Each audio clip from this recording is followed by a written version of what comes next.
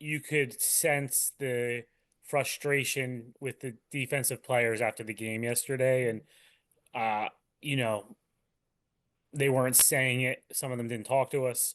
Some of them that did, they were kind of dancing around the fact that they feel that they weren't in the right positions, that the coaching isn't good. So I think that probably contributed to it. I have a feeling Aaron Glenn might have heard from some players, after the game, during the game, and realized, that was a problem too. Hello and welcome to Gangs All Here. My name is Ryan Sampson. That's our Jets beat writer Brian Costello. Today is Monday, December 15th. The Jets are coming off a 48-20 loss to the Jacksonville Jaguars. However, we just got breaking news that Aaron Glenn has relieved defensive coordinator Steve Wilks of his responsibilities as the coordinator and fired him essentially from the team. And we're here to discuss it with Brian Costello. Kaz, just give me your honest, instant reaction of the news for Steve Wilks being fired. Yeah, I'm a little surprised Aaron Glenn did it with 3 games left. I thought this was inevitable at the end of the season. It's funny, a few of us were talking about it Saturday night. Just, do you think he would do something before the end of the season? And it's kind of like, no. But then watching yesterday's game and the points are just rolling up and it looks so easy for the Jaguars. And I understand they're a good team, they're a playoff team, but it just looked way too easy. So I started thinking, this could happen, but I'm still a little surprised. At 3 games left, um, not sure what the move does at this point, but maybe he wants to get a look at Chris Harris calling plays, so he gets that done. I'll also say this, Ryan. You could sense the frustration with the defensive players after the game yesterday, and uh, you know, they weren't saying it. Some of them didn't talk to us. Some of them that did, they were kind of dancing around the fact that they feel that they weren't in the right positions, that the coaching isn't good. So I think that probably contributed to it. I have a feeling Aaron Glenn might have heard from some players, after the game, during the game, and realized, that was a problem too. Well, that's interesting, Kaz, that you say that from the player's perspective. I think yesterday when we were doing the post game show with Frankie, I had said I go, that's a fireable offensive game from Steve Wilks just because of how poor the defense had played.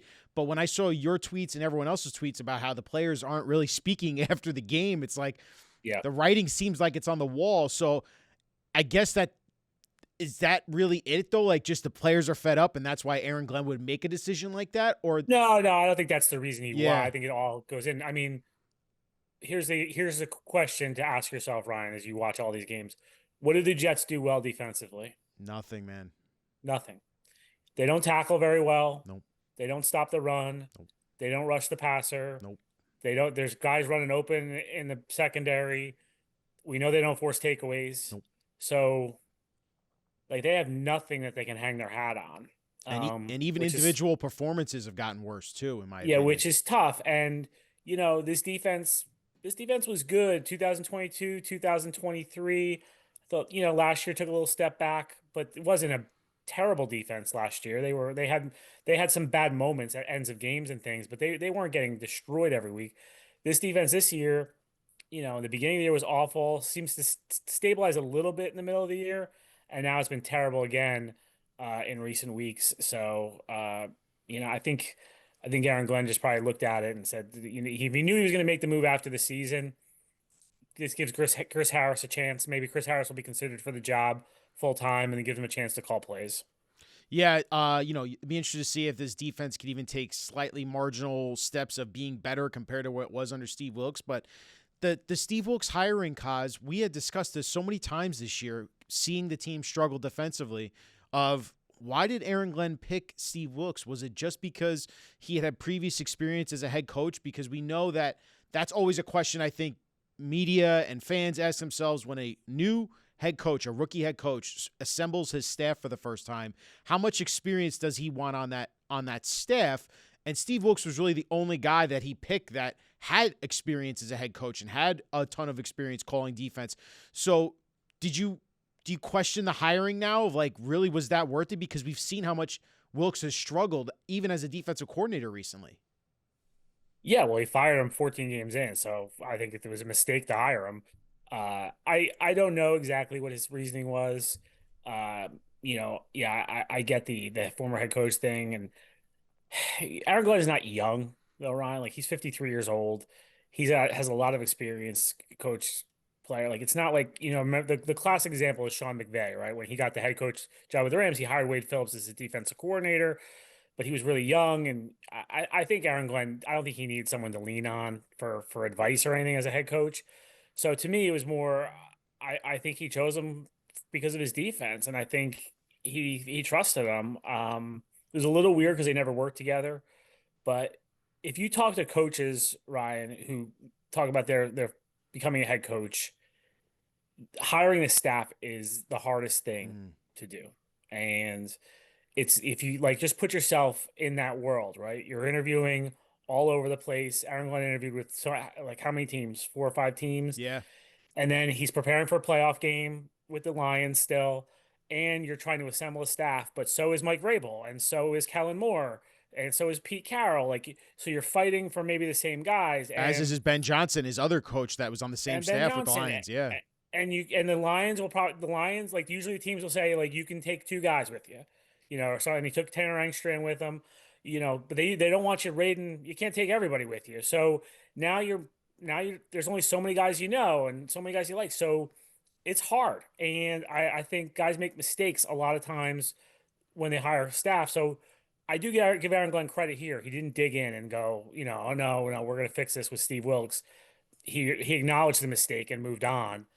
So that's a credit to him, because now he can kind of sit back and evaluate the landscape, see who's out there. Maybe it's Chris Harris from internally, or maybe he goes outside. But it's funny, we talked about the Detroit thing so much, and the Lions fired Anthony Lynn at the end of the first year with Dan Campbell, and they put Ben Johnson in there, and that worked out. So we'll see if the Jets have similar luck in that regard. Yeah. Look, the Jets were giving up the third most points in the NFL to opponents. Yardage obviously is high up there. They didn't turn the ball over at all, like you said, Kaz. They were horrible against play action again yesterday. Trevor Lawrence, 5 touchdown passes, well over 300 yards passing. I think that the thing that I have an issue with is, like you said, though, there's nothing they do well. So I don't know if there's going to be much positives going to these last 3 games that they can show signs of improvement. Let's talk candidates, though. I mean, is there outside hires that you maybe think Aaron Glenn could even start circling that, hey, you know what, maybe this is an up-and-comer that, the Jets could look to hire as a defense coordinator? Because I feel like, Kaz, and hear me out here, I feel like they need to go a little bit younger. Someone that's more aggressive, someone that can relate to the players more, I feel like. Am I wrong in thinking that way for how the Jets should look for their next defensive coordinator? Yeah, I just hire a good coach, right? Like I don't know, younger, older, whatever, and Chris Harris is pretty well respected. Obviously the secondary hasn't performed very well this year, but he does have a good reputation. So I think he's the internal candidate. I know Jim Leonard will be a popular name with Jets fans, obviously, because of his history here. So we'll see there. But no, I don't really know yet, Ryan, who they would be looking at. Obviously, this is really fresh. Yeah, it's really fresh. I think, I always draw back, Glenn's connections from Sean Payton. Is there someone from the Broncos defensive staff he could look at potentially? He had it, from his days of the Saints, Lions, obviously, he had connections there. But definitely a hole that's going to be needed. But also, they need talent, right, Kaz? Like, talk to me about yesterday. Your sense, obviously, we know how bad the defense was, but this team is just devoid of so much talent on the defensive side of the ball. Yeah. They're going to have to load up on a lot of players there. Yeah, they need a lot of players. I think if you look at it, they need another edge rusher, because Jermaine and Will just aren't having a lot of impact. So I think you need a third edge rusher to be like, maybe they get a Bryce Huff type that is like a guy off the bench that can impact the game. I think you're looking at one starting linebacker for sure, because I don't think Quincy will be back. I think you're looking at 2 safeties possibly, depending on how they feel about Malachi Moore going into next year. But yeah, they need a lot. Again, this isn't all on Steve Wilks, right? Like he gets a lot of the blame, but it isn't all on him. The talent just hasn't. What we think is talented players just haven't performed that well this season, and then there's other spots where they're just hurting. Yeah, they're hurting. Jets fans are hurting after watching that performance again yesterday. Frankie and I were texting, Kaz, just to give you a heads up. Frankie texts me at the first quarter. He goes, I am truly battling my remote right now on changing the channel because of how bad the game was. So you called it, man. Like Yeah. I don't blame. Like it just, I know this sounds like hyperbole because I'm looking at it in a close lens just for the season, but honestly, this is one of the most depressing seasons I think I've ever watched as a Jets fan for this team. Yeah, well, like here's the thing, Ryan. I don't even know if this is really registering with people. Like if they finish with 14 losses, which looks like could happen, if they lose the last 3 games, that's only happened twice before in Jets history, right? The 1996 1-15 season and 2022 and 14 season. So like you're in the conversation for worst season in Jets history right now, which that's not good. And those were the end of coaching tenures, right? Like Rich Kotite got fired in 96, Gase got fired in 2020. This is the beginning for Aaron Glenn, but this is, if they don't win another game, 3-14 is going to be one of the worst records in the history of the organization. So, and there's been plenty of bad, as you know, there's been plenty of bad records in the history of the organization. So that's saying something. It's saying something, and this season cannot end quick enough. Kaz, we appreciate you as always hopping on here, discussing the Steve Wilks firing, and we'll catch up with you later this week. Thank you, man. All right. Thanks, Ryan.